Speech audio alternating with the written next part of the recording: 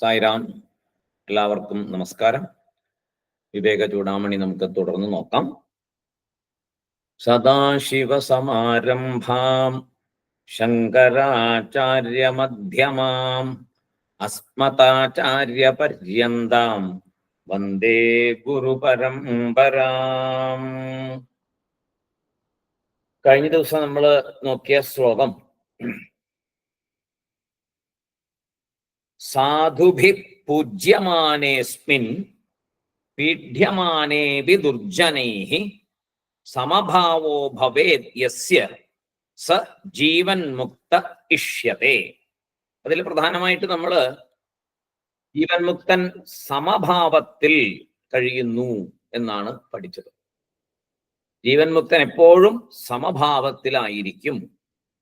ജയപരാജയങ്ങളിലെ മനസ്സിന് മാറ്റമില്ല.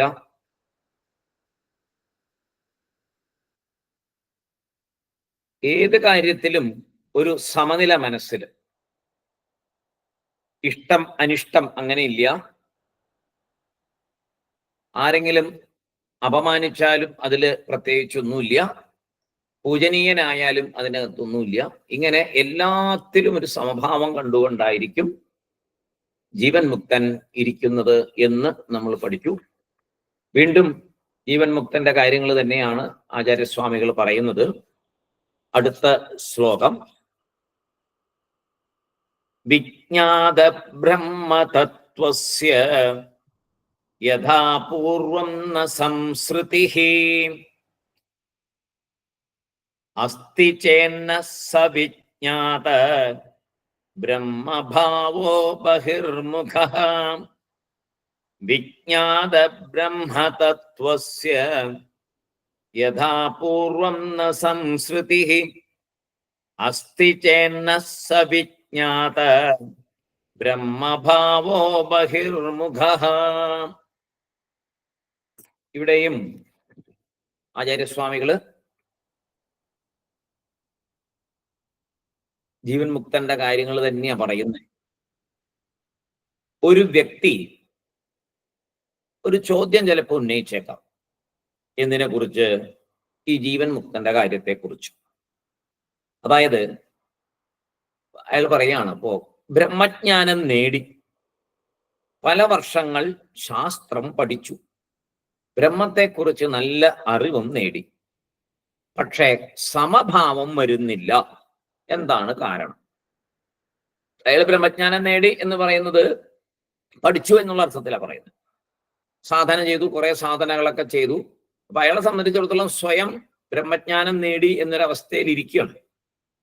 പല വർഷങ്ങൾക്ക് ശാസ്ത്രം പഠിച്ചു എന്ന് പറയുന്നു, ബ്രഹ്മത്തെക്കുറിച്ച് അറിവുണ്ടായി എന്നും പറയുന്നു, സമഭാവം വരുന്നില്ല എന്നാണ് പറയുന്നത്. അപ്പോ ശാസ്ത്രം ശരിക്കും പഠിച്ചു, വാച്യാർത്ഥം ലക്ഷ്യാർത്ഥം എല്ലാം മനസ്സിലായി, പക്ഷേ സമഭാവം വരുന്നില്ല. ശരിക്കും പഠിച്ചു എന്ന് പറയുന്നുണ്ട് ഇവിടെ. അപ്പോ എന്താ പറയാ, നമ്മൾ പറഞ്ഞാൽ വായിച്ചു മനസ്സിലാക്കി സാധന ചെയ്ത് ഒരു സ്റ്റേജ് വരെ എത്തിയിട്ടുണ്ടെന്നേ പറയാൻ പറ്റത്തുള്ളൂ. അപ്പോ ബ്രഹ്മജ്ഞാനമുണ്ട് എന്ന് സ്വയം ഈ ബ്രഹ്മജ്ഞാനിക്ക് പറയാൻ പറ്റില്ല ഒരിക്കലും. കാരണം അങ്ങനെ പറയില്ല. ആ അവസ്ഥയിൽ അങ്ങനെ പറയാൻ പറ്റത്തില്ല, പറയില്ല. അപ്പൊ ഇവിടെ അതിലേക്ക് എത്തിയില്ല, പക്ഷെ അതുവരെയുള്ള കാര്യങ്ങളൊക്കെ ആയിട്ടുണ്ട്. സമഭാവം ഇല്ലെന്നാ പറയുന്നത്. അപ്പൊ സമഭാവം ഇല്ല എന്ന് സ്വയം പറയുകയാണെങ്കിൽ ബ്രഹ്മജ്ഞാനം ആയില്ലെന്ന് ഞാൻ അർത്ഥം. അതായത് ബ്രഹ്മജ്ഞാനം, ആ ബ്രഹ്മത്തെക്കുറിച്ചുള്ള അറിവും കാര്യങ്ങളെല്ലാം വളരെ സൂക്ഷ്മമായിട്ട് എല്ലാത്തിലെത്തി, പക്ഷെ ആ ജ്ഞാനം നേടി എന്നുള്ളതിന്റെ ഫലം അവിടെ ഇല്ല. ജ്ഞാനം നേടിയാൽ അതിനൊരു ഫലമുണ്ട്, ആ ഫലം അവിടെ കാണുന്നില്ല.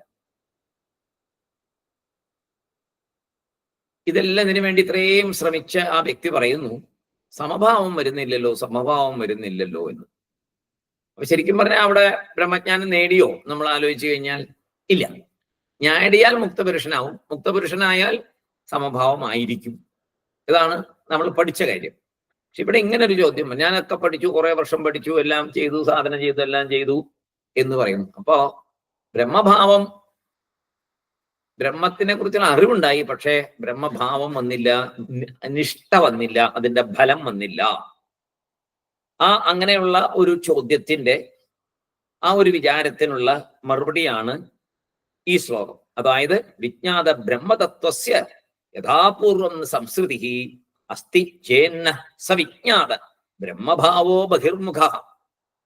എന്താണ് അവിടെ പറയുന്നത്? ജ്ഞാനമുണ്ട് എന്ന് നീ സ്വയം വിചാരിക്കുന്നു. അയാളാണല്ലോ പറയുന്നത്, എനിക്ക് ബ്രഹ്മജ്ഞാനമുണ്ട്, ഞാൻ ബ്രഹ്മജ്ഞാനം പഠിച്ചു, എല്ലാ കാര്യങ്ങളും പഠിച്ചു, വേദമൊക്കെ പഠിച്ചു, എല്ലാം പഠിച്ചു, ഉപനിഷത്ത് പഠിച്ചു, എനിക്കിപ്പോ ബ്രഹ്മജ്ഞാനമുണ്ട് എന്ന് സ്വയം പറയുകയാണല്ലോ. പക്ഷെ സമഭാവമില്ല എന്നാ പറഞ്ഞത്. അപ്പൊ പറഞ്ഞു ജ്ഞാനമുണ്ട് എന്ന് നീ വിചാരിക്കുന്നു, എന്നാൽ യഥാർത്ഥത്തിൽ നിനക്ക് ജ്ഞാനമായിട്ടില്ല. കാരണം ഈ ബ്രഹ്മജ്ഞാനം എന്ന് പറയുന്നത് എപ്പോഴും ഫലത്തോടു കൂടിയതാണ്.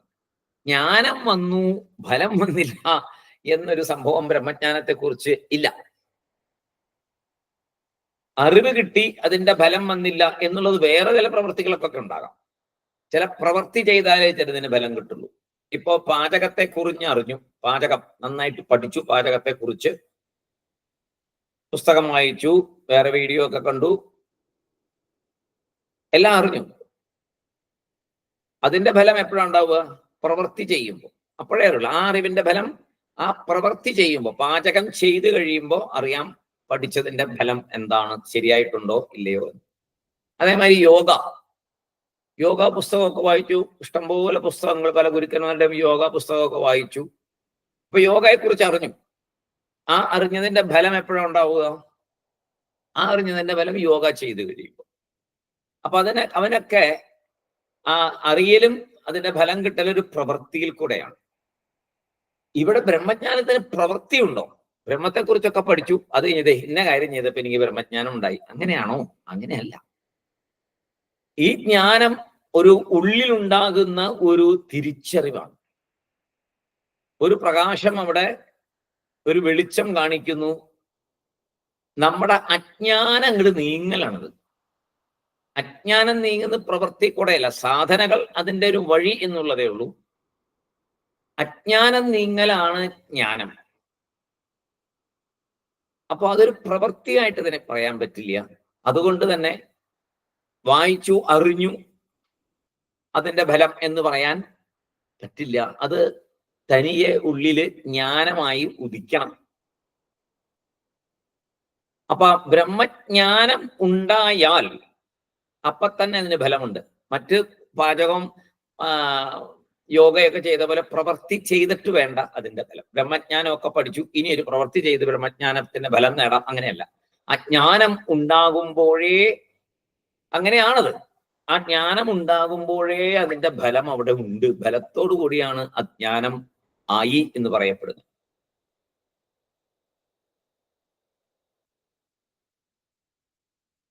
ഇപ്പൊ യോഗയുടെ ജ്ഞാനം എന്താണ്? ഒരു അറിവ് മാത്രമാണ്. എല്ലാ ജ്ഞാനവും പ്രയോജനത്തോടു കൂടിയതല്ല. ഒരു ജ്ഞാനം വന്ന ഒട്ടനെ അതിന്റെ പ്രയോജനം ഉണ്ടാവില്ല. ചിലതൊക്കെ പ്രവൃത്തി കൊണ്ടേ പ്രയോജനം വരുള്ളൂ. ഇപ്പൊ യോഗയുടെ ജ്ഞാനം എങ്ങനെയാണ്? അതൊരു അറിവ് മാത്രമാണ്, അത് ഫലം തരില്ല. പ്രവർത്തിച്ചാൽ മാത്രമേ, യോഗ ചെയ്താൽ മാത്രമേ യോഗയുടെ ഫലം ഉണ്ടാവുകയുള്ളൂ. ആ പ്രവൃത്തി കൂടി വേണം. എന്നാൽ ബ്രഹ്മജ്ഞാനം അങ്ങനെയല്ല. എപ്പോഴാണോ ബ്രഹ്മജ്ഞാനം ഉദിക്കുന്നത് അപ്പോൾ അതിന്റെ ഫലവും കൂടെ ഉണ്ട്. പിന്നെ അവിടെ വേറെ ഒന്നുമില്ല, രണ്ടാമതൊന്നില്ലാത്തൊരവസ്ഥയാണല്ലോ.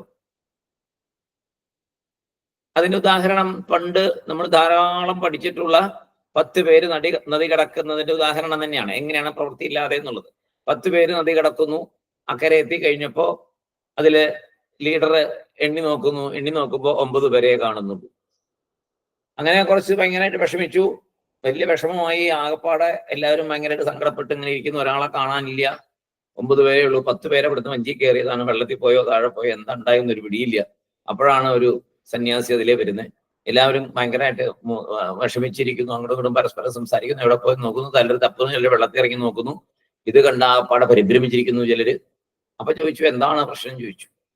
അപ്പൊ അതിന്റെ നേതാവ്, നേരത്തെ പറഞ്ഞ ആ നേതാവ് തന്നെ പറഞ്ഞു, ഞങ്ങൾ 10 പേരെ ഇവിടുന്ന് വെള്ളത്തിൽ കയറിയതാണ്, ഇപ്പൊ 9 പേരേ ഉള്ളൂ, ഒരാളെ കാണുന്നില്ല. ഞാൻ എണ്ണി നോക്കി, പല പ്രാവശ്യം എണ്ണി നോക്കി, കാണുന്നില്ല. അപ്പൊ പറഞ്ഞു നിങ്ങൾ ഒന്നുകൂടെ എണ്ണു. ഞാൻ നോക്കട്ടെ. ഇദ്ദേഹം നോക്കിയപ്പോ 10 പേരെ കാണുന്നുണ്ടേ. ഇങ്ങനെ നോക്കിയപ്പോ ഒറ്റ നോട്ടത്തിൽ തന്നെ, മഹാജ്ഞാനിയല്ലേ, അദ്ദേഹത്തിന് ഒറ്റ നോട്ടത്തിൽ തന്നെ 10 പേരെ കണ്ടു.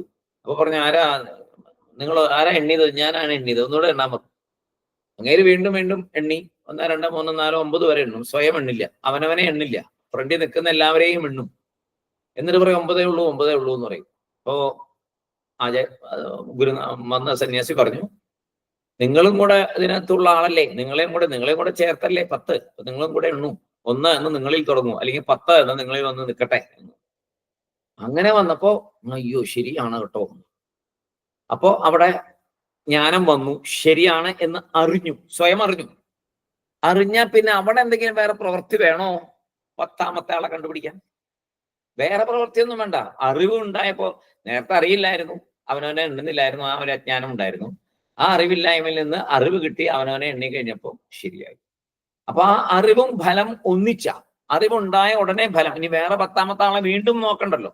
അറിവുണ്ടായ ഉടനെ ആ ഫലവും ഇമ്മീഡിയറ്റ്, ആ സെക്കൻഡിൽ തന്നെ 10 പേര് തരും. അയാളുടെ ഉള്ളിലുള്ള അറിവിൽ 10 എന്ന് വന്നു. അപ്പൊ അറിവ് വരുന്നതും ആ ഫലം ഉണ്ടാകുന്നതും തപ്പരുന്നല്ലോ, ആ ഫലം ഉണ്ടാകുന്നതും ഒപ്പം.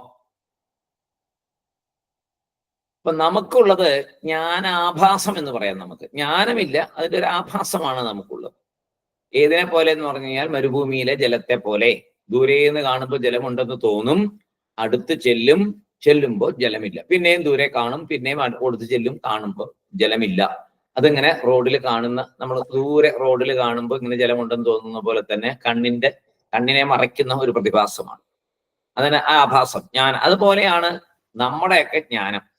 നമുക്കൊക്കെ ജ്ഞാനമുണ്ട് എന്ന് പറഞ്ഞ ഒരു തരം ആഭാസമായിട്ടാണ്. അതിനകത്ത് ആക്ച്വലി ആ ജ്ഞാനം വന്നിട്ടില്ല. നമ്മൾ പലതൊക്കെ വായിച്ചു കഴിഞ്ഞ് വിചാരിക്കുന്നു നമുക്ക് ജ്ഞാനം വന്നു എന്ന് വിചാരിക്കുന്നു, കുറച്ചെങ്കിലും വന്നു എന്നൊക്കെ വിചാരിക്കുന്നു. പക്ഷെ ആക്ച്വലി വന്നിട്ടില്ല. ജ്ഞാനം വന്ന പോലെ നമുക്ക് തോന്നും. നമ്മൾ വർത്തമാനമൊക്കെ പറയും, പലവരോടും പറയും, വേറെ പലരെ ഉപദേശിക്കുകയൊക്കെ ചെയ്യും നമ്മൾ. പക്ഷെ ആക്ച്വലി നമുക്ക് ജ്ഞാനം വന്നിട്ടില്ല. ജ്ഞാനം വന്നാൽ ഇതെല്ലാം അവിടെ നിൽക്കും. ഈ പരിപാടികളെല്ലാം അവിടെ നിന്നിട്ട് വേറൊരു ലെവൽ ജീവിതമാണ്. അത് നമുക്ക് നമ്മുടെ എത്രയോ ഗുരുനാഥന്മാര് ഭാരതത്തിൽ ഉണ്ടായിട്ടുണ്ട്. അവരുടെ ജീവചര്യകൾ നോക്കിയാൽ അറിയാം. അവരുടെ ഹിസ്റ്ററിയൊക്കെ വായിക്കുമ്പോൾ എപ്പോഴാണ് അവർ പെട്ടെന്ന് ജ്ഞാനം അവർക്ക് ലഭിക്കുന്നതും അവർ പെട്ടെന്ന് അവരുടെ ജീവിതത്തിൽ മൊത്തത്തിൽ ജീവിതം മാറി മറിയുന്നതും എല്ലാം നമുക്ക് കാണാം. ഡിറ്റാച്ച്ഡ് ആവുന്നു, വീട് ഉപേക്ഷിച്ചു പോകുന്നു, ചിലർ വീട്ടിൽ തന്നെ ഇരുന്നുകൊണ്ട് ഒരു ഡിറ്റാച്ച്ഡ് സ്വഭാവം വരുന്നു, പ്രത്യേക രീതിയിലാവുന്നവരുടെയൊക്കെ ജീവിതം എത്രയോ ഉദാഹരണങ്ങളുണ്ട്. കുടുംബജീവിതത്തിൽ തന്നെ ഇരുന്നുകൊണ്ട് ജ്ഞാനികളായ എത്രയോ പേരുണ്ട്. ആ തൊഴിൽ ചെയ്തുകൊണ്ടേ മുന്നോട്ട് പോയിക്കൊണ്ടിരിക്കും, പക്ഷെ ആൾ ജ്ഞാനിയായി മാറിയിരിക്കും. അങ്ങനെയൊക്കെ ധാരാളം ഉണ്ട്, ധാരാളം കഥകളുണ്ട്. അങ്ങനെ ധാരാളം. നെച്ചൂർ സ്വാമിയുടെ പ്രഭാഷണങ്ങളൊക്കെ കേട്ട് കഴിഞ്ഞാൽ ധാരാളം ഇങ്ങനത്തെ ജ്ഞാനികളായവരെ കുറിച്ചുള്ള കഥകൾ കേൾക്കാം. മറ്റുള്ള ആൾക്കാരുടെ പ്രഭാഷണങ്ങളിൽ കേൾക്കുന്നതിനെക്കാട്ടിലും നെച്ചൂർ സ്വാമിയുടെ പ്രഭാഷണം കേട്ടാൽ നിറയെ പറയും. അദ്ദേഹത്തിന് ഒരുപാട് ഇങ്ങനെ അനുഭവങ്ങളും അറിവുകളും ഉണ്ട്. നിറയെ പേര് വളരെ സാധാരണ ജീവിതം നയിച്ചിരുന്നവർ പെട്ടെന്ന് ജ്ഞാനിയാകുന്നതും. അപ്പൊ അതാണ് അത് പറയുന്നത്. ഒരു സെക്കൻഡ് മതി ഒരാൾക്ക് ജ്ഞാനം ഉദിക്കാൻ. ഏതെങ്കിലും ഒരു ഗുരുവിൽ നിന്ന് ചിലപ്പോൾ ഒരു വാക്ക് കേട്ടാൽ ഉടനെ വരും. ചിലപ്പോ എന്തെങ്കിലും പ്രകൃതിയിലെ എന്തെങ്കിലും ഒരു കാര്യം കാണുമ്പോൾ ടെക്കുന്ന ജ്ഞാനമാവും.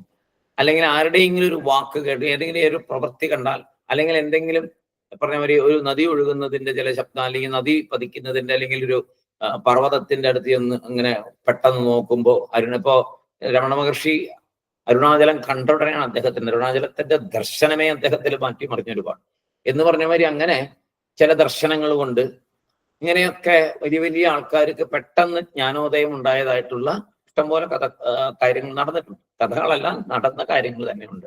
അതുകൊണ്ട് ഒരു സെക്കൻഡ് മതി ജ്ഞാനം ഉണ്ടാകാൻ. പക്ഷെ ഉണ്ടായാൽ ഫലം അപ്പൊ തന്നെ. പിന്നീട് വേറൊരു കാര്യം വേണ്ട. പിന്നെ മാത്രമല്ല, അതിൽ നിന്ന് തിരിച്ചു പോക്കില്ല. ജ്ഞാനം കിട്ടിയ ആള് 10 കൊല്ലം മുമ്പ് പുള്ളി നല്ല ജ്ഞാനിയായിരുന്നു, ഇപ്പൊ പുള്ളി അങ്ങനെയല്ല. അങ്ങനെ ഒരു സംഭവം ഇല്ല. ഒരിക്കൽ ജ്ഞാനിയായാൽ പിന്നെ അതിൽ നിന്ന് തിരിച്ചു വരവില്ല. പിന്നെ ജ്ഞാനി തന്നെയാണ്, എപ്പോഴും ജ്ഞാനിയാണ്. പിന്നെ ശരീരത്തിന്റെ സമയമാകുമ്പോൾ ശരീരം വിടും എന്നുള്ളത് മാത്രമേ ഉള്ളൂ. പിന്നീട് ശരീരം എടുക്കുകയില്ല. അതാണ് നമ്മൾ പഠിച്ചത്. അപ്പൊ വേറെ ഒരു സംശയം കൂടി ഈ സമയത്ത് ഉണ്ടാകാം. ശ്രവണത്തിലൂടെ ജ്ഞാനം വന്നു, പിന്നെ എന്തിനാ ഈ നിധിധ്യാസനമൊക്കെ ചെയ്യുന്നേ? നമ്മൾ പഠിച്ചല്ലോ, പല സാധനയുടെ ഇടയിൽ നിധിധ്യാസനമൊക്കെ പഠിച്ചു. അപ്പൊ എന്തിനാണ് അങ്ങനെ നിധിധ്യാസനം ചെയ്യുന്നത്? നിധിധ്യാസനത്തിലൂടെ ജ്ഞാനനിഷ്ഠ വരണം. അതിന് വേണ്ടിയിട്ടാ. ജ്ഞാനനിഷ്ഠ എവിടെ ഉറക്കാൻ വേണ്ടിയിട്ടാണ് ആ സാധനക്രമത്തിൽ കൂടെ യമനിയമാദികളൊക്കെ പാലിച്ചുകൊണ്ട് നമ്മൾ അതിലേക്കൊക്കെ വന്ന് അങ്ങനെ ആ വഴിയിൽ കൂടെ വരണം എന്ന് ഇതിന്റെ തുടക്കത്തിലൊക്കെ നമ്മൾ പഠിച്ചത്. അജ്ഞാനമില്ലാത്ത സംശയമില്ലാത്ത, വിപരീത ഭാവനയില്ലാത്ത ഒരു അറിവാണ് ഞാൻ. അവിടെ സംശയം എന്നൊരു സംഭവമില്ല. നമുക്കങ്ങനെയാണോ? ഇപ്പൊ നമുക്ക് നല്ല സംശയം ഉണ്ടല്ലോ. വിവേക ചൂടാമണി ഏതാണ്ട് തീരാറായി, ഇത്രയും വരെ പഠിച്ചു, ഇപ്പോഴും സംശയമൊന്നും മാറിയിട്ടില്ല. സംശയമൊക്കെ ഉള്ളിൽ ഇപ്പോഴും കിടപ്പുണ്ട്, ധാരാളം സംശയങ്ങൾ കിടപ്പുണ്ട്. പിന്നെയോ അജ്ഞാനം, അജ്ഞാനം മാറിയോ? ഇല്ല. എന്തുമാത്രം അജ്ഞാനമാണ് ഇപ്പോഴും നമുക്കുള്ളത്. ഓരോ കാര്യം നോക്കിയാൽ അറിയാം അജ്ഞാനമാണ്, അജ്ഞാനമാണെന്ന് അറിയാം. മാറാനൊക്കെ ശ്രമിക്കുന്നു, മാറ്റാൻ ശ്രമിച്ചുകൊണ്ടിരിക്കുന്നു എന്നുള്ളതല്ലാതെ അജ്ഞാനമില്ലാത്തൊരവസ്ഥയിലേക്ക് നമ്മൾ എത്തിയില്ലല്ലോ. പിന്നെ വിപരീത ഭാവന, അതുകൊണ്ട് ഇപ്പോഴും ഉണ്ടല്ലോ, ദ്വൈതത്തിൽ തന്നെയാണ് ഇപ്പൊ നിൽക്കുന്നത് അല്ലേ? ദ്വൈതത്തിൽ തന്നെയാണ്. ദ്വൈതത്തിൽ നിന്ന് ഒരു ശകലം പോലും മാറിയിട്ടില്ല. ഒരു ദിവസം നാമം ജപിച്ചില്ലെങ്കിൽ പ്രശ്നം, ഒരു ദിവസം അമ്പലത്തിൽ പോയില്ലെങ്കിൽ പ്രശ്നം, ഒരു വഴിപാട് കഴിച്ചില്ലെങ്കിൽ മനസ്സിന് പ്രശ്നം. അപ്പൊ എല്ലാം ദ്വൈതഭാവത്തിൽ തന്നെയാണ് നിൽക്കുന്നത്. അതിൽ നിന്ന് മാറിയിട്ടില്ല. എൻ്റെ ഉള്ളിലുള്ള ഈശ്വരനെ കണ്ടിട്ടില്ല. കാണാൻ ഉള്ള ശ്രമം, പുറത്തുള്ള ദൈവത്തെ കാണാൻ പോകുന്നതിന്റെ 1000-ലൊരംശം പോലും അകത്തുള്ള ആ ശക്തിയെ കാണാൻ നമ്മൾ മെനക്കെടുന്നില്ല. പ്രയാഗ്രാജിൽ പോയി കുംഭമേളയ്ക്ക് പോകാൻ എത്ര ബുദ്ധിമുട്ടിയാണെങ്കിലും കുംഭമേളയിൽ പോയി ഒന്ന് മുങ്ങാൻ നമുക്ക് ഭയങ്കര താല്പര്യം. എങ്ങനെയെങ്കിലും കൈലാസത്തില്, ഹിമാലയത്തിൽ ചെന്ന് അവിടെ നിന്ന് കണ്ടിട്ട് വരണം എന്ന് ആഗ്രഹം. പിന്നെ എന്താ പറയുക, നോർത്തിലെ ഉള്ള ക്ഷേത്രങ്ങളൊക്കെ പോകണം, എത്ര ബുദ്ധിമുട്ടിയാണെങ്കിലും പോകണം, ഭഗവാനെ കാണണം, ഭഗവാനെ കാണണം, ഭഗവാനെ കാണണം. ഉള്ളിലുള്ള ഭഗവാനെ കാണാൻ ഒരു ആഗ്രഹവും ഇല്ല. അതിനുവേണ്ടി കുറച്ചെങ്കിലും സമയം മെനക്കെട്ടിട്ടുണ്ടോ? അതിന് വേറെ പോവും വേണ്ട, ഒരു ചെലവുമില്ല, യാതൊരു ബുദ്ധിമുട്ടുമില്ല. മറ്റേതിന് എന്തെല്ലാം വേണം? പ്ലെയിൻ ടിക്കറ്റ് വേണം, എയർ ടിക്കറ്റ് വേണം, എന്തെല്ലാം കാര്യങ്ങൾ വേണം. വണ്ടിയുടെ സമയം ശരിയാവണം, ലീവ് ശരിയാവണം, അവിടുത്തെ കാലാവസ്ഥ ശരിയാവണം, ഫുഡ് ശരിയാവണം, താമസം ശരിയാവണം, എന്തെല്ലാം പ്രശ്നങ്ങളുണ്ട്. പക്ഷെ നമ്മൾ അതിനു വേണ്ടി അശ്രാന്ത പരിശ്രമം നടത്തും. അവനവന്റെ ഉള്ളിലുള്ള ആ ചൈതന്യത്തെ ഒന്ന് മനസ്സിലാക്കാനായിട്ട് നമ്മൾ മെനക്കെടാറില്ല. അത് തന്നെയാണ് നമ്മുടെ പരാജയം. അതുകൊണ്ട് തന്നെയാണ് വീണ്ടും വീണ്ടും വീണ്ടും വീണ്ടും ജനനം, പുനരപി ജനനം, പുനരപി മരണം, അല്ലേ? പുനരപി ജനനം, പുനരപി ജനനം എന്ന് പറയുന്നുണ്ടല്ലോ, ജഠരേ ശയനം. അപ്പോ പുനരപി ജനനി ജഠരേ ശയനം, ഇത് തന്നെ ആവർത്തിച്ചുകൊണ്ടിരിക്കുക. കാരണം ഇതാണ്, ജ്ഞാനമില്ല, ജ്ഞാനം ലഭിക്കുന്നില്ല. ജ്ഞാനം ലഭിക്കണമെങ്കിൽ ആദ്യം വേണ്ടത് അവനവന്റെ ഉള്ളിലുള്ള ആ ഈശ്വര ചൈതന്യത്തെ സ്വയം ഒന്ന് തിരിച്ചറിയണം. അതിനാരും മെനക്കെടുന്നില്ല. പുറത്ത് തപ്പിക്കൊണ്ടും നടക്കുക. തെറ്റെന്നല്ല പറയുന്നേ, അതിൽ പോരല്ലോ. അതുകൊണ്ട് എന്തുണ്ടാവും? നല്ല കാര്യം തന്നെയാണ് ഒരു ഈശ്വര വിശ്വാസം. ദ്വൈതത്തിൽ നിന്നോട്ടെ, ദ്വൈതത്തിൽ നിൽക്കുമ്പോൾ ഈശ്വര വിശ്വാസം ഉണ്ടാവും, ധർമ്മത്തിൽ ചരിക്കും, ധർമ്മത്തിൽ കൂടി സഞ്ചരിച്ചു കൊണ്ടിരിക്കും, അങ്ങനെ നിറയെ പുണ്യം സമ്പാദിക്കും, പുണ്യത്തിൽ കൂടി വീണ്ടും ജന്മം വരും. പുണ്യസമ്പാദനമാണ് മെയിനായിട്ട് നമ്മളിപ്പോൾ ചെയ്യുന്ന പ്രവൃത്തികൾ. എല്ലാത്തിലും പുണ്യസമ്പാദനം നമ്മൾ ചെയ്യുന്നുണ്ട്. അതുകൊണ്ട് തന്നെ വീണ്ടും ജന്മമുണ്ടാവും. പക്ഷെ ജ്ഞാനസമ്പാദനത്തിന് മെനക്കെടുന്നില്ല. ജ്ഞാനസമ്പാദനത്തിന് ഈ പുസ്തകങ്ങളൊക്കെ വായിക്കണം, ഇങ്ങനെയൊക്കെ വരണം. തത്വബോധം വായിക്കണം, വിവേക ചൂടാമണി വായിക്കണം, ഉപനിഷത്തുകൾ വായിക്കണം, ഭഗവത്ഗീത വായിക്കണം, ഭാഗവതം വായിക്കണം. ഇതെല്ലാം വായിച്ചതിനകത്തൊക്കെ സാരം ഉള്ളിൽ വന്ന് ഓരോ സമയവും ഉള്ളിലേക്ക് തിരിഞ്ഞ് എൻ്റെ ഉള്ളിലുള്ള ശക്തിയെ ഞാൻ മനസ്സിലാക്കണ്ടേ. അതല്ലേ എല്ലാ ഗുരുനാഥന്മാരും പറഞ്ഞിരിക്കുന്നത്. അവരൊക്കെ ഗുരുനാഥന്മാരായത് എങ്ങനെയാണ്? എല്ലാം സ്വയം ഞാൻ എന്ന് തിരിച്ചറിയുന്ന നിമിഷമാണ് ഗുരുവായി മാറുന്നത്. ഇതൊക്കെ നമ്മൾ കാണുന്നുണ്ട്. പക്ഷെ നമ്മൾ സമയം അതിനു വേണ്ടി ചിലവഴിക്കുന്നില്ല. നമ്മുടെ മനസ്സിനെ നമ്മൾ അങ്ങോട്ട് കൊണ്ടുപോകുന്നില്ല. ഒരു ഉത്സവം, 10 ദിവസത്തെ ഉത്സവം എന്ന് കഴിഞ്ഞാൽ 10 ദിവസം 3 നേരം അമ്പലത്തിലാണ്. ഒരു നേരം വീട്ടിലിരുന്ന് ഒരു 5 മിനിറ്റ് എങ്കിലും, ധ്യാനമൊന്നുമല്ല ഞാൻ പറയുന്നത്, എൻ്റെ ഉള്ളിലുള്ള ഈശ്വരനെ എനിക്കൊന്ന് കാണണം എന്നൊരു ആഗ്രഹമെങ്കിലും മനസ്സിൽ വരുന്നുണ്ടോ? ധ്യാനമൊക്കെ അവിടെ കിടക്കട്ടെ. അതൊക്കെ പിന്നെ ഓരോന്ന് കേൾക്കുമ്പോൾ ചില കഴിവുകൾ കിട്ടാൻ വേണ്ടിയിട്ട് ഉള്ള ധ്യാനം, കടിച്ചു പിടിച്ച് ബലമായിട്ട് ഇരുന്നുള്ള ധ്യാനം, അതുകൊണ്ട് ഒന്നും സംഭവിക്കില്ല, ഒരു കാര്യം സംഭവിക്കത്തില്ല. അവനവനുള്ളിൽ ആ ശക്തിയെ തിരിച്ചറിയാൻ വേണ്ടി ഒരു ധ്യാനം ഉണ്ടാവണേ. അത് ആവശ്യമാണ്. നോക്കണം, ഇനിയെങ്കിലും നോക്കണം. ഉള്ള സമയം കളയരുത്. ഏത് സമയവും ആ ശക്തി ശരീരത്തിൽ നിന്ന് പോകാം. ആ ശക്തി പോകുന്നതിന് മുമ്പേ ഞാൻ ആ ശക്തിയാണ് എന്ന് തിരിച്ചറിയാം. അപ്പൊ ഞാൻ പോകുന്നു എന്ന് പറയണം. ഈ ശരീരത്തെ വിട്ട് ഞാൻ പോകുന്നു എന്ന് പറയണം. ഇപ്പൊ അങ്ങനെയല്ല. എപ്പോഴാണാവോ ഈ ശരീരം വിട്ടു പോകാൻ പോണേ, എപ്പോഴാണാവോ ഞാൻ മരിക്കുന്നത്, ഇതൊക്കെയാണ് വിചാരിച്ചിരിക്കുന്നത്. അപ്പൊ ഞാൻ ഈ ശരീരമാണ്. ശരീരം തളർന്നു കഴിഞ്ഞാൽ തീർന്നു. പിന്നെ ശരീരത്തെ കുറിച്ച് എനിക്ക് കാണുന്നില്ല, എനിക്ക് ചെവി കേൾക്കുന്നില്ല, എനിക്ക് അനങ്ങാൻ പറ്റുന്നില്ല, എനിക്ക് ഭക്ഷണം ഇറക്കാൻ പറ്റുന്നില്ല, തൊണ്ടയിൽ നിൽക്കുന്നു, വെള്ളം കൊണ്ടുപോവാ, എന്തെല്ലാം പരിവർത്തനങ്ങളാ. അതുണ്ടാകാം, ഇല്ലെന്ന് പറയുന്നില്ല. പക്ഷെ അപ്പോഴും ആ ഉള്ളില് ഞാൻ ആത്മാവാണ്, എന്റെ പ്രാരബ്ധം അനുസരിച്ച് ഞാൻ ഇതൊക്കെ അനുഭവിക്കണം. എന്റെ ശരീരം കിട്ടിയപ്പോഴേ തീരുമാനിച്ചിട്ടുള്ള കാര്യങ്ങളാണ് ഈ നടക്കുന്നതൊക്കെ. ഇനി എനിക്കൊരു ജന്മം വരരുത്, ഇങ്ങനെയുള്ള പ്രാരബ്ധം ഇനി എനിക്ക് ഉണ്ടാകരുത്. അതിന് ഞാൻ എന്ത് ചെയ്യണം? അതിന് ആചാര്യന്മാർ പറഞ്ഞു തന്നിരിക്കുന്നു, വേദം പറഞ്ഞു തന്നിരിക്കുന്നു. ആത്മാവിനെ തിരിച്ചറിയുക, ഞാൻ ആര് എന്നറിയുക എന്ന് രമണ മഹർഷി പറഞ്ഞ പോലെ. ഞാൻ ആര്, ഞാൻ ആര്, ഞാൻ ആര്. അപ്പോൾ ഇവിടെ വിവേക ചൂടാമണി ഭംഗിയായിട്ട് പറഞ്ഞു തന്നിട്ടുണ്ട്. തുടക്കത്തോട് വിവേക ചൂടാമണി 10 പ്രാവശ്യം വായിക്കണം. അസലായിട്ട് പറഞ്ഞിട്ടുണ്ട്. അനാത്മാ, ആത്മാ എന്ത്, അനാത്മാ എന്ത്, അനാത്മാവിനെ വിടണം, അതിനെ കൂട്ടുപിടിക്കരുത്, ശരീരമല്ല. അങ്ങനെ പറഞ്ഞു എന്നെല്ലാം മനസ്സിലാകാതെ വന്നപ്പോ വീണ്ടും എന്ത് പറഞ്ഞു? സ്ഥൂല ശരീരം, സൂക്ഷ്മ ശരീരം, കാരണ ശരീരം, അങ്ങനെ പറഞ്ഞു തന്നു. അതും മനസ്സിലാവുന്നില്ല എന്ന് പറഞ്ഞപ്പോ എന്ത് പറഞ്ഞു? അന്നമയകോശം, പ്രാണമയകോശം, മനോമയകോശം, വിജ്ഞാനമയകോശം, ആനന്ദമയകോശം, അങ്ങനെ പറഞ്ഞു. കുറച്ചുകൂടെ നല്ല രീതിയിൽ പറഞ്ഞു മനസ്സിലാക്കി തന്നു. ഓരോന്നിനെ ഉപേക്ഷിക്കണം. അന്നമയകോശത്തിലുള്ള ആഗ്രഹങ്ങളെ വെടിയണം, അതിൽ നിന്ന് പുറത്ത് കടക്കണം. പ്രാണമയത്തിൽ നിന്ന് മുന്നോട്ട് കിടക്കണം. മനോമയത്തിൽ വന്ന് അവിടെ നിന്ന് മുന്നോട്ട് കിടക്കണം. വിജ്ഞാനമയത്തിൽ വന്ന് അവിടെ നിന്നും കിടക്കണം. പിന്നെ ആനന്ദമയത്തിൽ വരുമ്പോ ആ ആനന്ദമാണ് യഥാർത്ഥ ആനന്ദം, തെറ്റിദ്ധരിക്കരുത്. അത് നൈമിഷികമായ ആനന്ദങ്ങളാണ്, അതല്ല, അത് വെറും സന്തോഷമാണ്. ആ ആനന്ദമല്ല. ആ ആനന്ദത്തെ അവിടെ മോദപ്രമോദമായിട്ടൊക്കെ പറഞ്ഞു തന്നു. എന്ത് ഭംഗിയായിട്ടാ പറഞ്ഞു തന്നെ അവിടെയൊക്കെ. അപ്പോ അവിടെ നിന്നൊക്കെ കടന്ന് യഥാർത്ഥ ആനന്ദത്തിലേക്ക് എത്തണം എന്നൊക്കെ പറഞ്ഞു.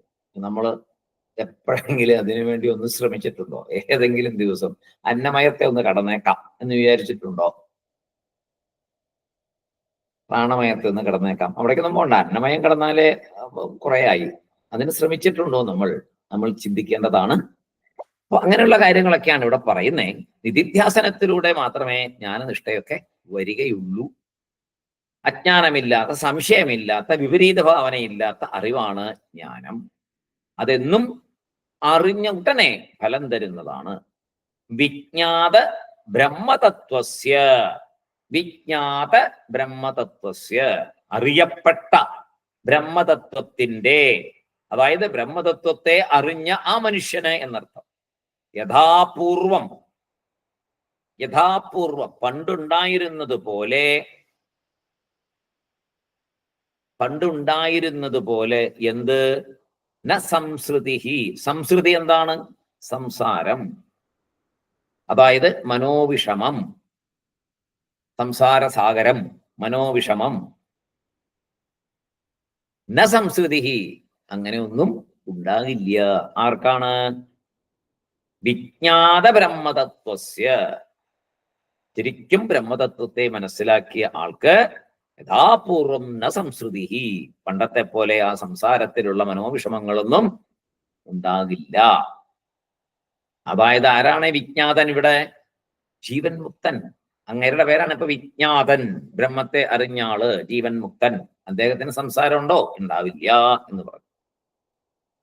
ഇനി അസ്തി ചേത്, ഒരിക്കൽ അങ്ങനെ ഇല്ല ശരിക്കും പറഞ്ഞ. ഇനി ഒരിക്കൽ ഉണ്ട് എന്ന് വിചാരിക്കുക. ഏത്? ജീവൻ മുക്തന് അസ്തിച്ചേത്, എന്ത്? സംസൃതി. അസ്തിച്ചേത്, സംസൃതി ഉണ്ടെങ്കിൽ, അയാൾ വിഷമിക്കുന്നുണ്ടെങ്കിൽ, അയാൾ സംസാരസാഗരത്തിലെ കാര്യങ്ങളെ പറയുന്നുണ്ടെങ്കിൽ,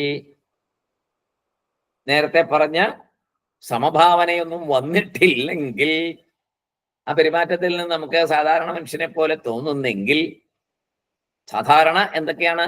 രാഗദ്വേഷം മെയിനായിട്ട് പറയുന്നതാണ്. രാഗദ്വേഷങ്ങൾ.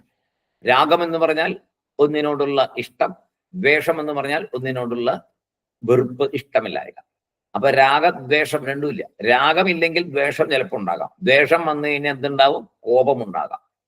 രാഗം വരുമ്പോ മറ്റ് ഇഷ്ടം വരുമ്പോ എന്തായി? പിന്നെ അത് നേടണം നേടണം നേടണം എന്നുള്ള തോന്നലുകളായി. പിന്നെ അതിന്റെ പുറകെ കുറെ ആൾക്കാർ വരും. അതേമാതിരി ദ്വേഷം വരുമ്പോഴും അതിന്റെ കൂടെ കുറെ ആൾക്കാർ വരും. അത് ആദ്യം വരുന്നത് ദ്വേഷത്തിന്റെ കൂടെ ആദ്യം വരുന്ന ആളാണ് കോപം. കോപം വന്നു കഴിഞ്ഞാൽ പിന്നെ എന്താണ് ചെയ്യണമെന്ന് നമുക്കറിയില്ല. പിന്നെ ആ ചെയ്തതിന്റെ പരിണത ഫലങ്ങള് പുറകെ പുറകെ പുറകെ വരും. മൊത്തത്തിൽ കുളമാവും. അപ്പൊ രാഗവും ദ്വേഷവും ഇല്ലെങ്കിൽ മുക്തനായി. ഒന്നിനോടും രാഗവുമില്ല, ഒന്നിനോടും ദ്വേഷവുമില്ല. എന്താണ് അതിന്റെ പേര്? അതാണ് സമഭാവന. അത് തന്നെയാണ് ഈ സമഭാവന. രാഗവും ദ്വേഷവും ഇല്ലാത്തൊരവസ്ഥയാണ് സമഭാവന. അപ്പൊ അങ്ങനെ ഇനി അങ്ങനെ അല്ലാത്തൊരു രീതിയിലെ കണ്ടാൽ, ജ്ഞാനിയാണ്, നമ്മൾ കാണുമ്പോൾ ഭയങ്കര സാധന ഉണ്ടായിരുന്നു, ഒത്തിരി കാലമായി ഉപനിഷത്ത് പഠിക്കുന്നു, എല്ലാ ഗ്രന്ഥങ്ങളും പഠിച്ചു, വലിയ ധ്യാനത്തിലൊക്കെ ഇരിക്കുന്ന കാണാം. പക്ഷേ പ്രവൃത്തിപഥത്തിൽ നോക്കുമ്പോ, നമ്മൾ അടുത്ത് മനസ്സിലാക്കുമ്പോ ജ്ഞാനഫലം കാണുന്നില്ല.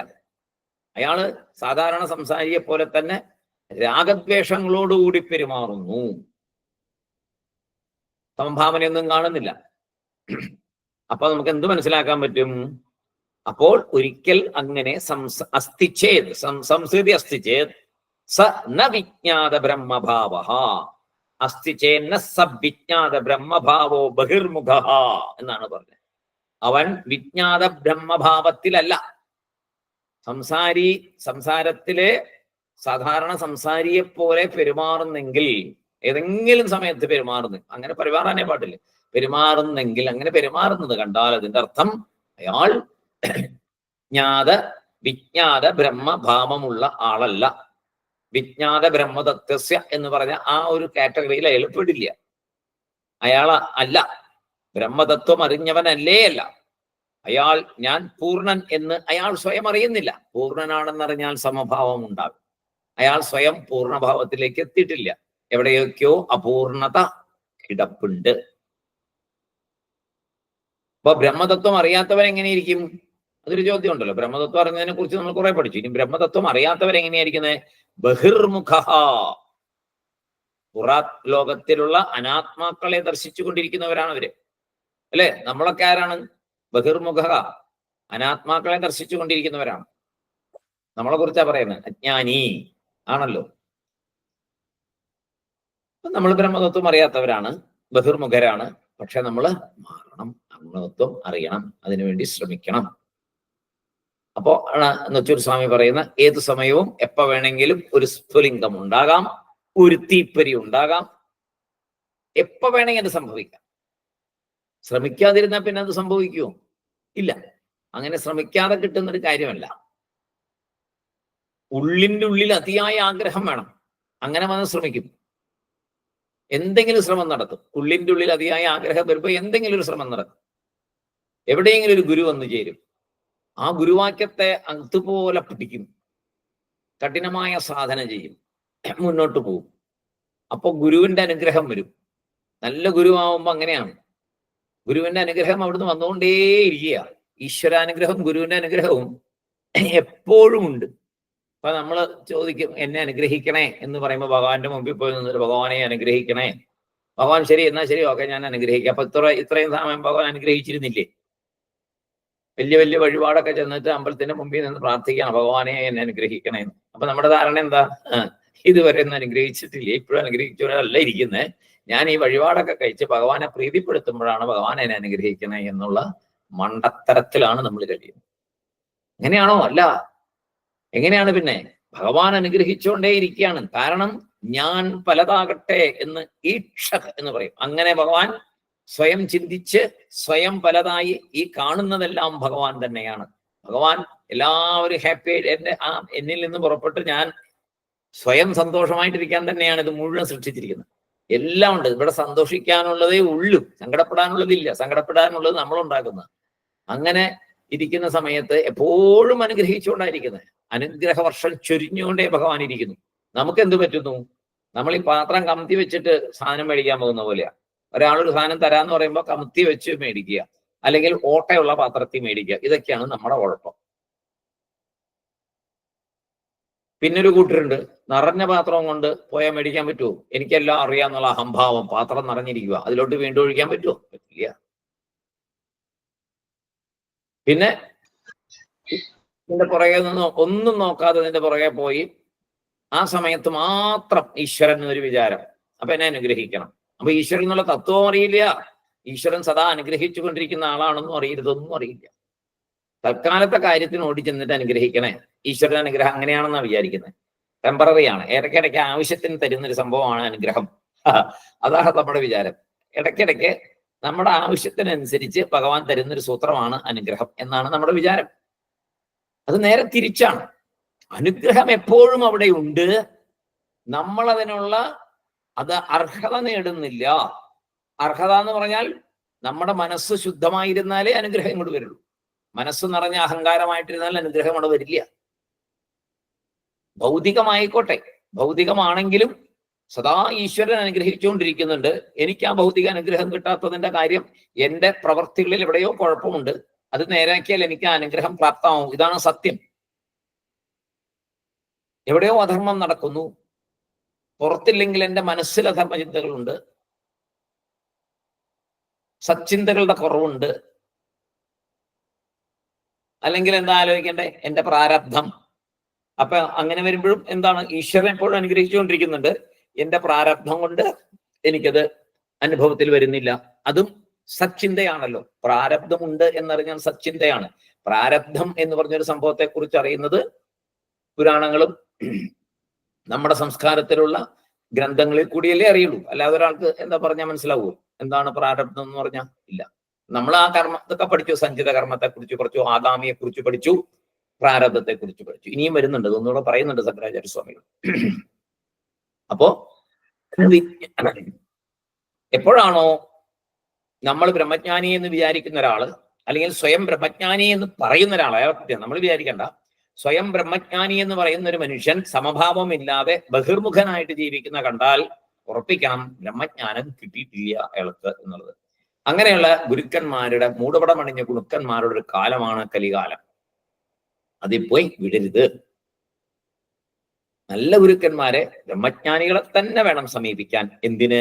നമുക്ക് ബ്രഹ്മജ്ഞാനം ലഭിക്കണമെങ്കിൽ. ബ്രഹ്മജ്ഞാനം ലഭിച്ച ഒരു ഗുരുവിന് മാത്രമേ ബ്രഹ്മജ്ഞാനത്തിലേക്കുള്ള വഴി പറഞ്ഞു തരാൻ പറ്റുള്ളൂ.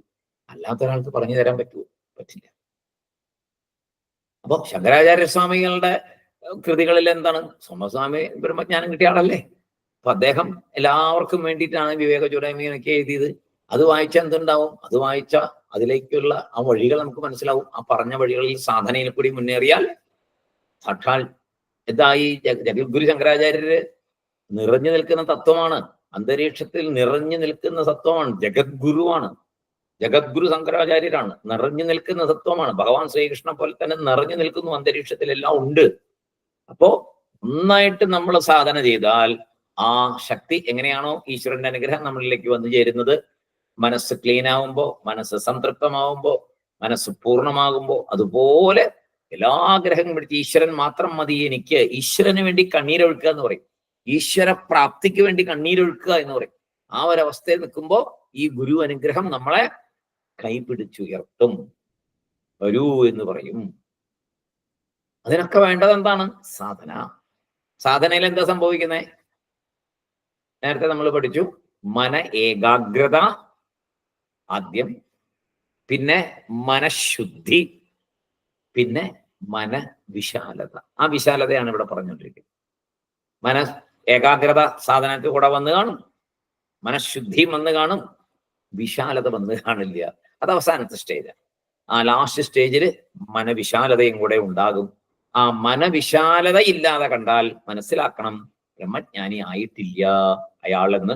സ്വയം നമുക്കും ആ ഒരു എല്ലാവരെയും ഒരുപോലെ കാണാൻ സാധിച്ചില്ലെങ്കിൽ തീർച്ചയായിട്ടും നമ്മുടെ ഉള്ളിലും ആ ജ്ഞാനം ഉദിച്ചിട്ടില്ല എന്ന് മനസ്സിലാക്കണം. പുറം ലോകത്തിൽ അനാത്മാക്കളെ കണ്ടുകൊണ്ടിരിക്കുന്ന ഒരവസ്ഥയാണ് ബഹിർമുഖ. ബഹിർമുഖൻ ബ്രഹ്മതത്വത്തെ അറിയുന്നില്ല.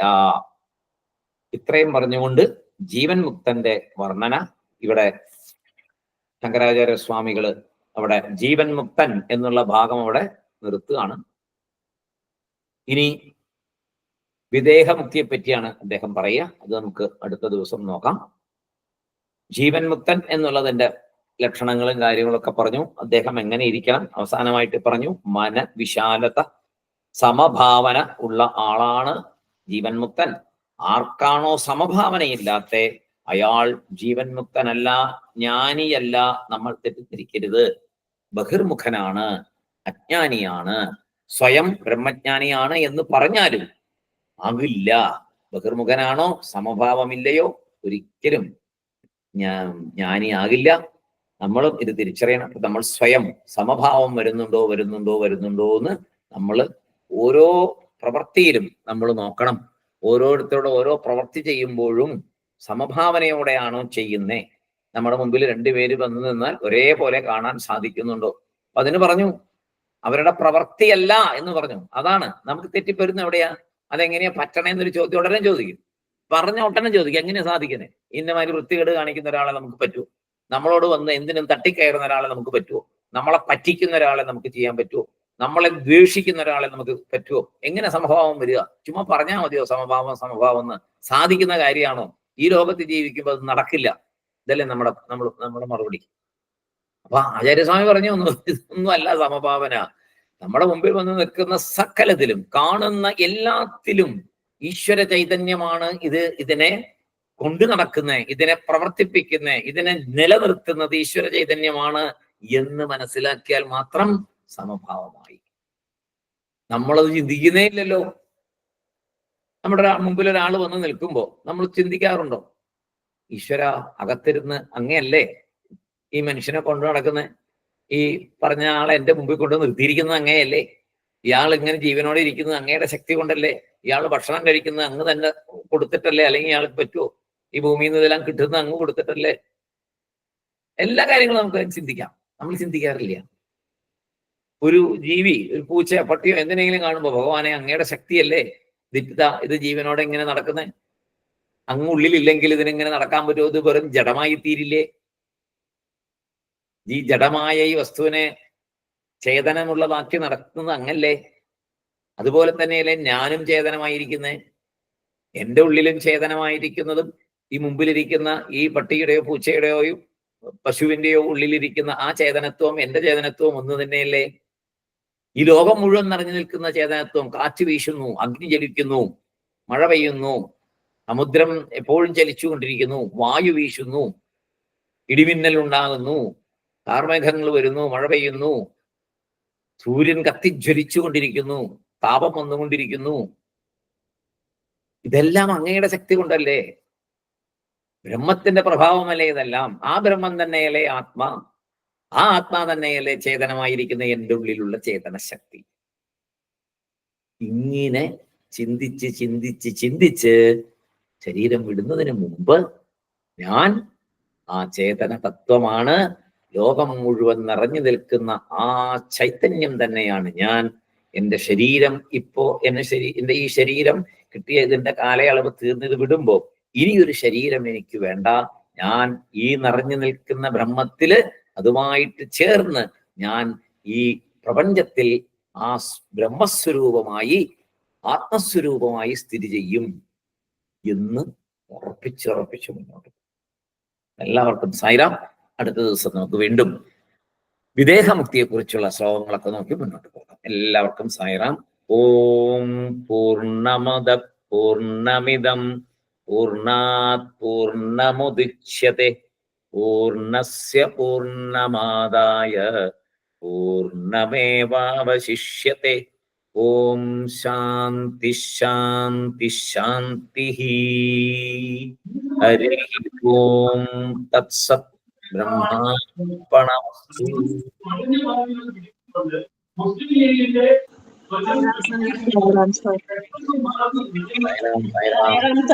Sayang.